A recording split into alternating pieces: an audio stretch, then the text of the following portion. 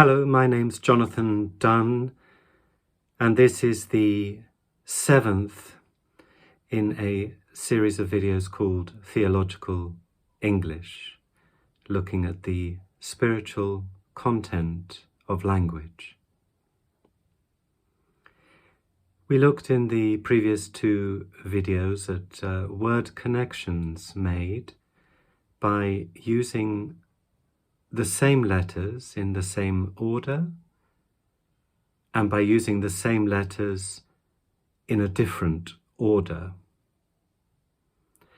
But we made no changes to the letters themselves, except perhaps to replace a vowel with its semi-vowel equivalent, or to change the spelling of the f sound, f or f or ph. But really, effectively, we were using the same letters. Now, to make word connections, we are going to start to change the letters. And we will start with the vowels because they are the most fluid part of language. You remember that language, speech, is made up of three elements. We start with breath, which is represented in the alphabet by the letter H. If you're not breathing out, you cannot speak. It's actually not possible to speak when you're breathing in. You can only speak when you're breathing out, when breath is coming out of your body. Then to form the vowels, we add voice. Ah. If you go to the doctor and the doctor wants to look down your throat, he asks you to make a vowel sound. Ah, and water begins to collect in your mouth. This is because the vowels represent water. And if you look at the word vowel and you apply the phonetic pair FV, f, v, you will see that vowel and flow are very close. Vowels flow.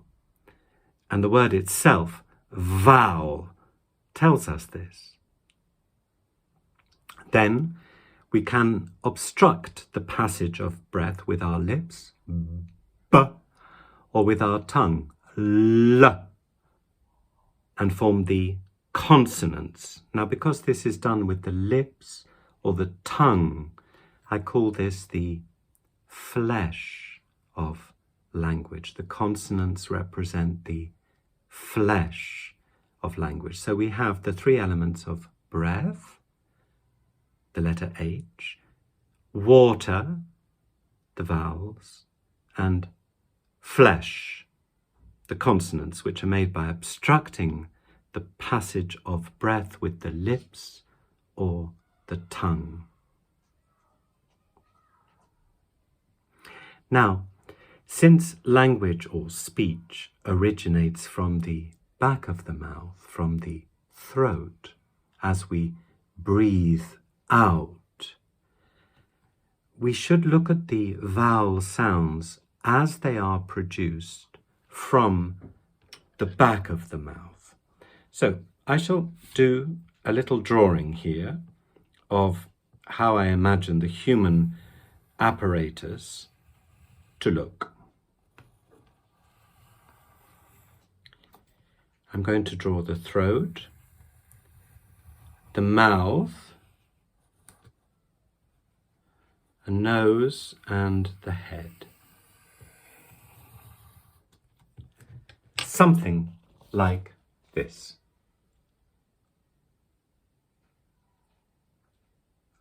Now, from the back of the mouth to the front The vowels are produced in the following order. U, O, A, E, and I.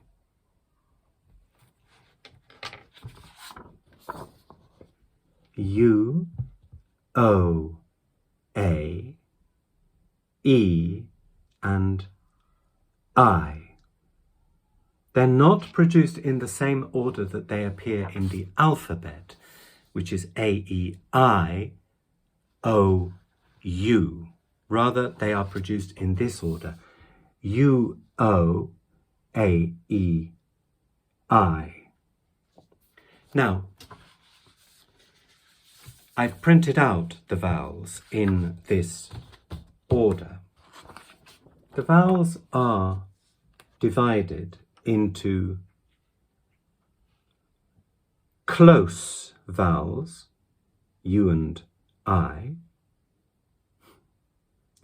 and open vowels, A, O, and E.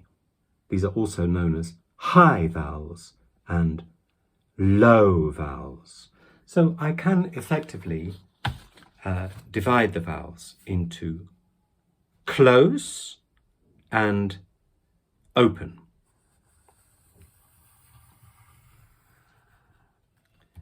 The close vowels are the ones at the top. The open vowels are the ones at the bottom. And you will see this. If you make the sound E, E, your tongue is very close to the top of your mouth. E, E. But if you make the sound ah, ah, your tongue is quite a long way from the roof of your mouth. Ah, ah.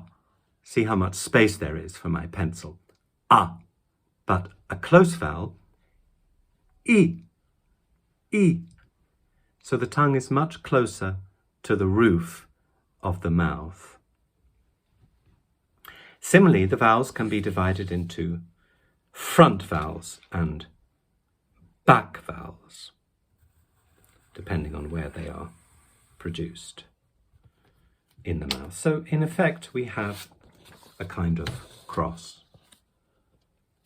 We've got close vowels produced with the tongue near the roof of the mouth, and open vowels with the tongue away from the roof of the mouth. And we've got the back vowels and the front vowels, with A also considered a middle vowel because it's in the middle. Now, we've seen examples already of word connections made by changing the close vowels. We saw the example of soil and soul. We've also seen examples of making word connections by substituting I with O when we count down from I to O. We imagine that I is a number, the number 1, and we count down to 0 when we take the ego out of the equation and turn to God. We saw the example of live. If you read live back to front, you get evil. But if you count down from I to O, you get love.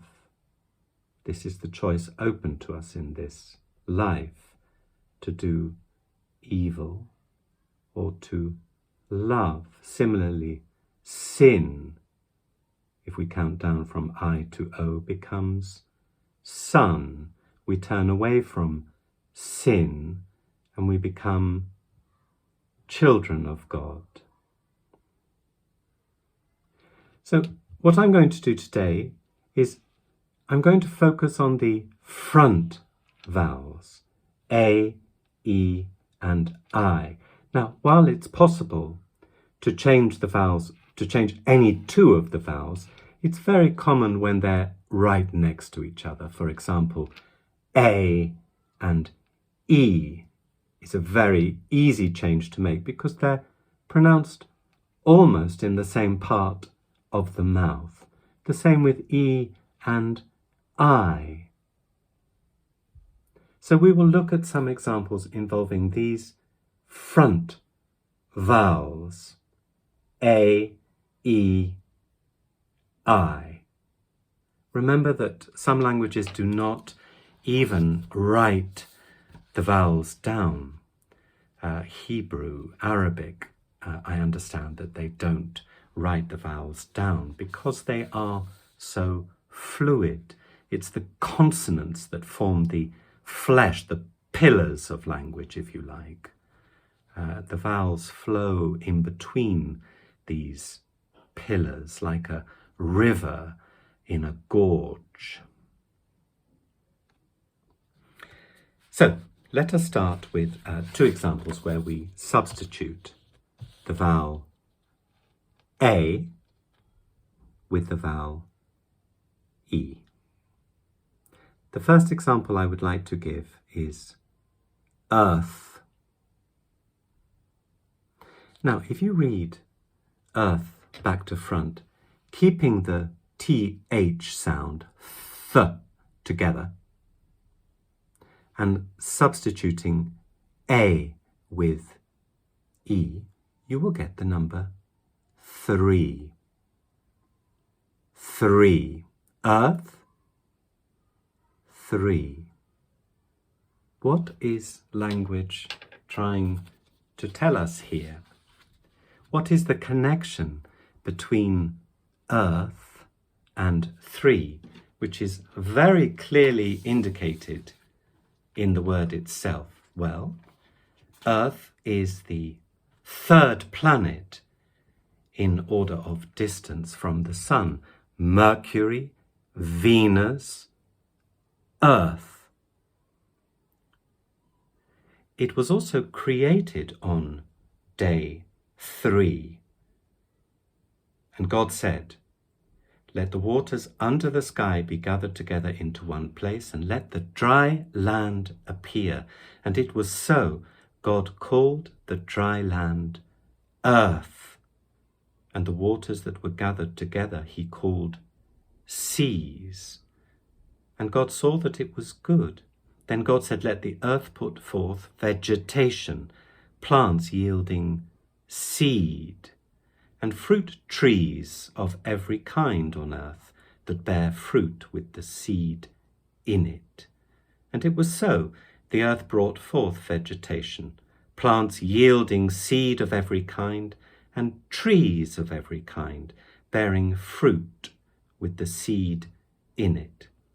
And God saw that it was good, and there was evening, and there was morning, the third day. Genesis chapter 1, verses 9 to 13. Now, what's very interesting here is that together with earth on day 3 were created the sea,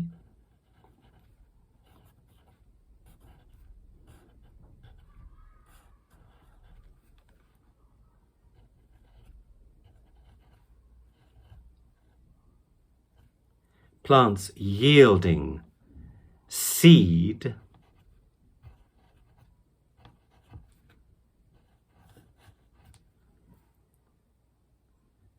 and fruit trees.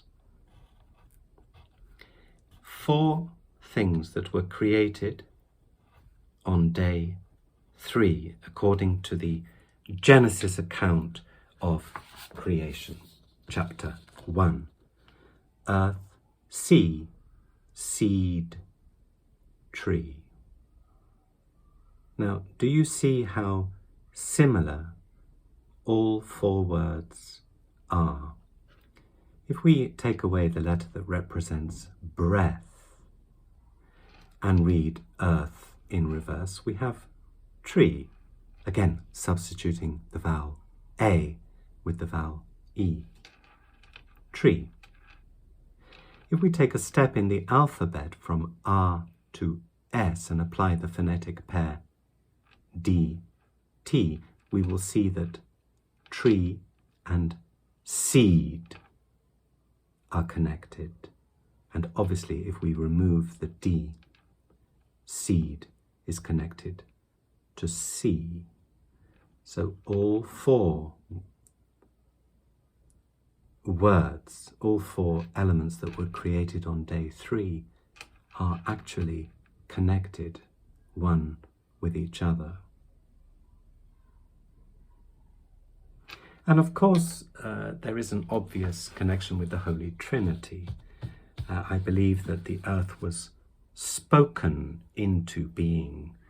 The 3 elements of speech, breath, water, and flesh, were also used in the act of creation, which I've spoken about before, in particular chapter 2 and the creation of man. But a stream, water, would rise from the earth, flesh, and water the whole face of the ground, flesh. Then the Lord God formed man from the dust of the ground, flesh, and breathed breath into his nostrils, the breath of life, and the man became a living being. We see here the same 3 elements, breath, water, and flesh, in the creation of man, as we see in speech, breath, water, and flesh. And we already saw how these 3 words have Father in common. So there is an obvious connection between earth and 3. And I find this a very beautiful connection. Let us look at the next word, faith. Now, again, if I substitute A with E, and I read the word in reverse, keeping the th sound, I have thief. Thief. Now, what on earth does thief have to do with faith? Well, you may remember that Jesus was crucified with 2 thieves, the penitent thief and the impenitent thief. And we have an account of this in the Gospel of Luke, chapter 23. One of the criminals who were hanged there kept deriding him and saying, "Are you not the Messiah? Save yourself and us." But the other rebuked him, saying, "Do you not fear God, since you are under the same sentence of condemnation, and we indeed have been condemned justly, for we are getting what we deserve for our deeds. But this man has done nothing wrong." Then he said, "Jesus, remember me when you come into your kingdom." He replied, "Truly I tell you, today you will be with me in paradise." So the penitent thief, the good thief, the one who showed faith, was the first to enter paradise. And there is the word to tell us this. Now, I'm going to use all 3 front vowels, A, E, I, and make 2 successive connections. So I'll start with the word fear. If we change the A of fear into E, we find free. And if we then change this E into I, we find fire, fear, free, fire, just with simple vowel changes. Fear, free, fire. Now, what does this tell us about freedom, about being free? It tells us that being free is between fear and fire. And I would suggest that this has a double meaning. First, on the level of the world, to be free, we must put aside our fear, the fear that besets us, our lack of faith. And we must put aside the fire of the passions, anger, lust, greed. It's like they are Scylla and Charybdis, and we must walk through the middle in order to be free. And note that if we apply the phonetic pair FV, which I mentioned earlier, in connection with vowel and flow, free gives ever, because I believe that it lasts forever. So we pass between our lack of faith and the passions, and in that struggle we attain freedom. But that's looking at it from the point of view of the world. If we look at it from a theological point of view, from the point of view of God, I think fear is awe. We have a spiritual fear of God, one that causes us to treat him with reverence. And fire is the fire of purification, the fire that purifies our souls, cleanses us. And again, through that fear or awe and fire of purification, we reach God and attain freedom.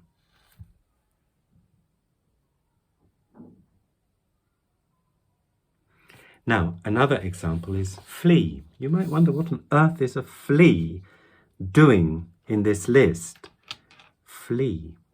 Now, there is a homophone, a word that sounds the same, which is flee, to run away. And if I then change that E for I get life, life. So flee, the fly that doesn't have wings, flee, to run away, and life.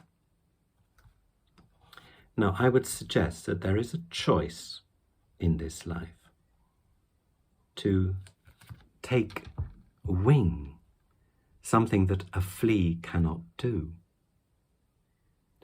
or to run away from the challenges that face us.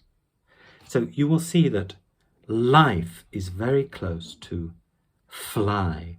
If I take away the final E of life and I change the I for its semivowel equivalent Y, I've got fly. This is one choice open to us in this life. To fly, to take wing, not to be afraid, to follow our dreams, to believe, to have faith. But the other choice is flee, to run away, to hide our talent in the ground, to bury it, do nothing with it, to stick our heads in the ground. And this leads us to be like a flea, without wings so that we cannot fly. And I think this tension in life between flying and fleeing is always there and is represented in language by the word life, which is between flee and fly.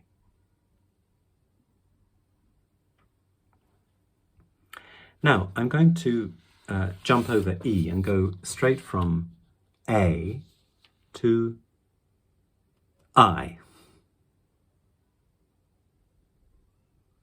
And I've given two examples, Babel and cleanse. Let us start with Babel.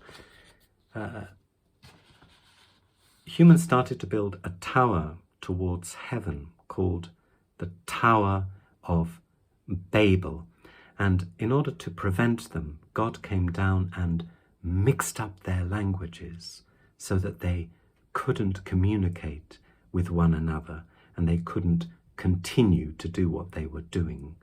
And this is the situation we have inherited, that there are many languages and we don't always understand one another, and this creates the need for translation, because if we are in a foreign country, we need translation to understand what the other is saying, which leads to the paradoxical situation of a translator who believes in communication, having to exist on the line between two cultures, two countries, two nationalities, and he or she crisscrosses that line all the time. Babel, therefore, led to a situation where there were many languages, and it created the need for translation. Now, what work has been translated more than any other? I change A for I, Bible. And I think there is a link between Babel and Bible. Babel created the need for translation, and the Bible is the most translated work. There is also a very beautiful connection between Babel and apple, if we use the phonetic pair b, p. Babel and apple, the apple that was the forbidden fruit in the Garden of Eden, was very soon followed by the Tower of Babel, both to be found in the book of Genesis at the beginning of the Bible. And cleanse, if I substitute the A with I, gives silence. Again, we come across silence as we did in the previous video when we saw the connection between listen and silent, that you cannot listen properly if you are not silent yourself. And I think silence, being still, know that I am God, as it says in the Psalms, cleanses us.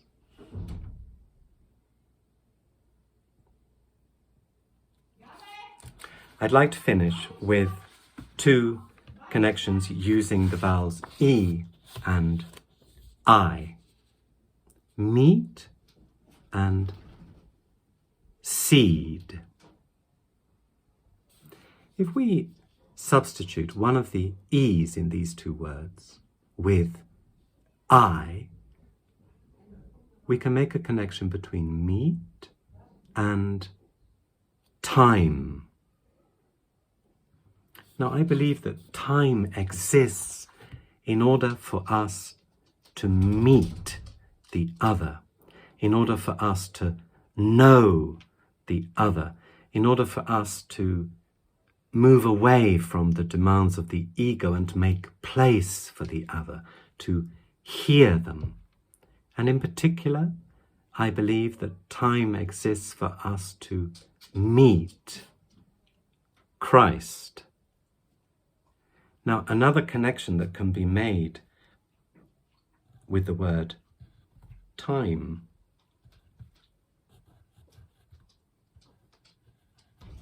is deny. Time, deny. You can see the word here. Phonetic pair D, T, phonetic pair M, N, and I've simply substituted the vowel I with its semi-vowel equivalent Y. So time gives two connections, meet or deny. And I think that is the choice open to us in this life, to meet Christ or to deny him. Time has other very beautiful connections. If you think about it, it begins with a cross, the letter T, and is followed by I and me. So this confirms what I've said about drawing a line through the I, denying the ego. Time gives us that chance, that opportunity to learn. It's also very closely connected to sin. All I've got to do is take a step in the alphabet, S, T, and apply the phonetic pair M, N. Take off the final E. Time, sin. So it's a word that's very rich in connections. Here, time, meet. And the other word is seed. If we read this word in reverse, substituting one of the E's with the letter I, we will find dies. Now, in order to bear the fruit that was talked about in the passage from Genesis that I read earlier, a seed must die in the ground in order to give rise to roots, a shoot,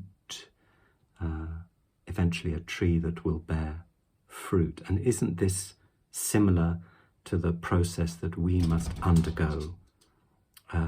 Isn't the fact of resurrection all around us in nature? The seed dies,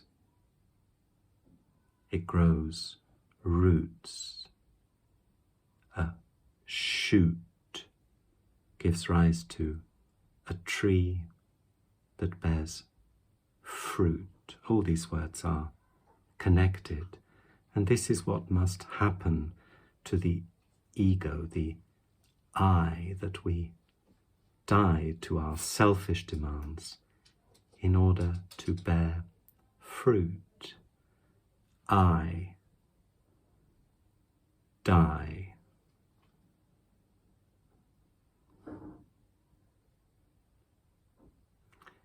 In the next video, we will look at word connections made by making changes not to the vowels, but to the flesh of language, the consonants.